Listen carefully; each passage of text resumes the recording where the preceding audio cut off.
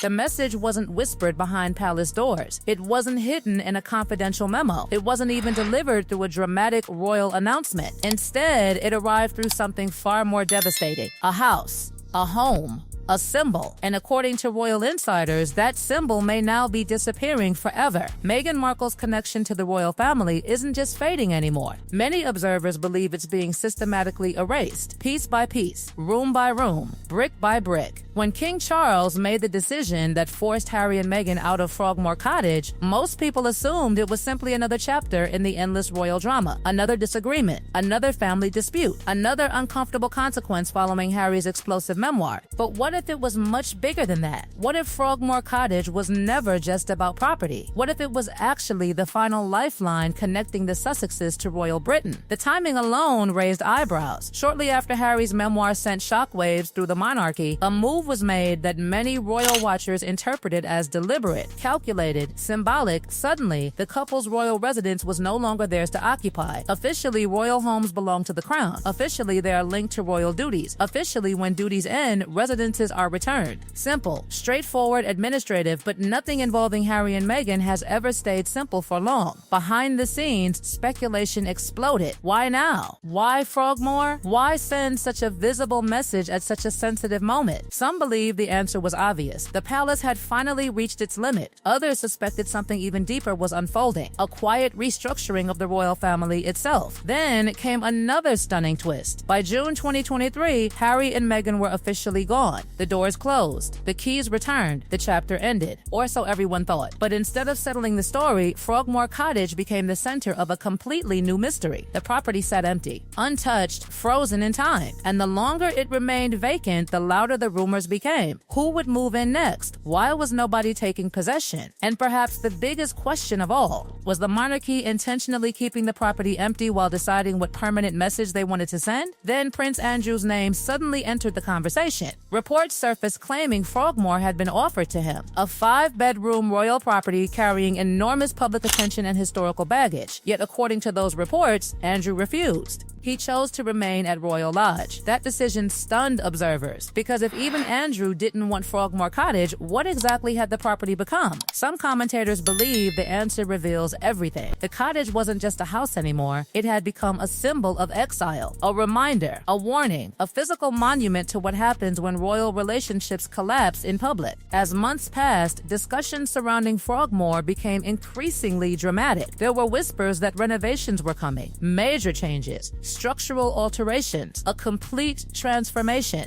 If true, those plans carried enormous symbolic weight, because once those changes happen, there is no going back, no returning to familiar rooms, no reopening old doors, no stepping back into the life that once existed. For many royal observers, the message seemed crystal clear. The monarchy wasn't preserving a place for Harry and Meghan's eventual return. It was preparing for a future without them. And that's where things became truly explosive, because Frogmore Cottage wasn't just any property. Millions of pounds had reportedly been invested into its renovation. Taxpayer money, public funds, resources dedicated to transforming the estate into a home suitable for one of the monarchy's most famous couples. Every wall renovated, every room redesigned, every improvement funded amid enormous public scrutiny. Now questions were everywhere. Was all that money wasted? Was Frogmore ever meant to be a permanent family home? Or had the palace known from the beginning that this experiment might eventually collapse? Then another fascinating claim resurfaced. According to accounts discussed by royal commentators, concerns allegedly existed even before Meghan's wedding. Stories emerged suggesting that influential figures within the British establishment reportedly warned that serious problems could lie ahead. Whether those claims are accurate remains fiercely debated, but their reappearance years later added fuel to an already raging fire. Suddenly, Frogmore Cottage wasn't merely a building anymore. It became evidence. Evidence used by critics, evidence used by supporters, evidence used by commentators trying to explain how one of the most talked about royal relationships in modern history unraveled so dramatically. And while the public focused on renovations, property values, and empty rooms, another battle was quietly emerging behind the scenes. A battle over legacy, over reputation, over who gets to define what really happened between Harry, Meghan, and the institution they left behind. What makes this story so fascinating is that the battle is no longer being fought inside palace corridors. The battle has moved into the public arena, where every business deal, every project, every appearance, and every headline is now being examined through an entirely different lens. But for years, Harry and Meghan were viewed as the royal rebels building a powerful new empire across the Atlantic. The excitement was enormous. The opportunities seemed endless. Major companies lined up. Massive contracts were announced. The world watched as the couple appeared ready to create a brand completely independent from the institution they left behind. But as time passed, cracks began appearing in that narrative, and critics immediately started connecting those developments back to the same question haunting Frogmore Cottage. What happens when the royal connection grows weaker and weaker? Tom Bauer and several other commentators have repeatedly argued that the real story isn't what happened when Harry and Meghan left the monarchy. The real story is what happened afterward. According to these critics, the initial wave of attention was always going to be powerful. The public was fascinated. Media organizations couldn't get enough. Every interview became international news. Every statement generated controversy. Every appearance sparked debates across television, newspapers, and social media. But attention is one thing. Sustaining momentum is something completely different. As Spotify ended its partnership and questions emerged regarding various entertainment ventures, critics began portraying these developments as signs of something larger. Whether fair or unfair, they argued that the public's fascination was beginning to cool. Suddenly, conversations weren't centered around royal bombshells anymore. Instead, people started discussing audience numbers, business performance, partnerships, sponsorships, and commercial results. The narrative was changing right in front of everyone's eyes. At the same time, Frogmore Cottage remained at the center of the symbolism. The empty property became a visual reminder of a relationship that appeared increasingly distant. Every new report about renovations, restructuring, or repurposing seemed to reinforce the same underlying message. The palace was moving forward. The monarchy was adapting, and according to many observers, it was doing so without leaving a clear pathway back for Harry and Meghan. The most explosive part of all may be the growing divide within the royal family itself. While some commentators speculate that King Charles may still hold hope for eventual reconciliation, many believe Prince William has taken a dramatically firmer position. Again and again, royal insiders and commentators describe William as the figure determined to draw a permanent line. Whether those claims are accurate or not, they continue to fuel endless speculation because they fit a pattern many royal watchers think they are witnessing unfold in real time. Every decision suddenly becomes evidence. Every housing arrangement becomes a statement. Every security debate becomes a battleground. Every renovation becomes a signal. That is why Frogmore Cottage has transformed from a simple residence into one of the most powerful symbols in modern royal history. It represents separation. It represents consequences. And depending on who you ask, it represents either necessary boundaries or heartbreaking division. Yet perhaps the most intriguing element of this entire saga is how differently people interpret the exact same events. Supporters see Harry and Meghan building an independent future while refusing to be trapped by royal expectations. Critics see a couple struggling to maintain relevance after leaving the very institution that gave them global influence. The truth, as always, probably exists somewhere in the complicated space between those extremes. What cannot be denied, however, is that the atmosphere has changed. The non-stop frenzy that once surrounded every Sussex headline is no longer what it was. The excitement feels different. The conversations feel different. Even the palace's actions seem different. And standing quietly in the middle of that transformation is Frogmore Cottage, the house that somehow became much more than a house. Today, that property stands as a physical reminder of one of the most dramatic royal ruptures of modern times. Every renovation rumor, every housing discussion, every royal comment pulls the spotlight back toward the same uncomfortable reality. The bridge that once connected Harry and Meghan to the center of royal life appears to be fading with each passing year. And perhaps that's why this story refuses to die. Because deep down, people aren't really debating a cottage. They're debating whether a chapter of royal history has truly ended or whether another shocking twist still waits around the corner. The palace may be changing the buildings. The monarchy may be redefining the boundaries. The public conversation may be evolving. But one question continues to linger over everything. Has Meghan Markle merely stepped away from the royal circle? Or is the royal circle quietly erasing every trace that she was ever part of it in the first place?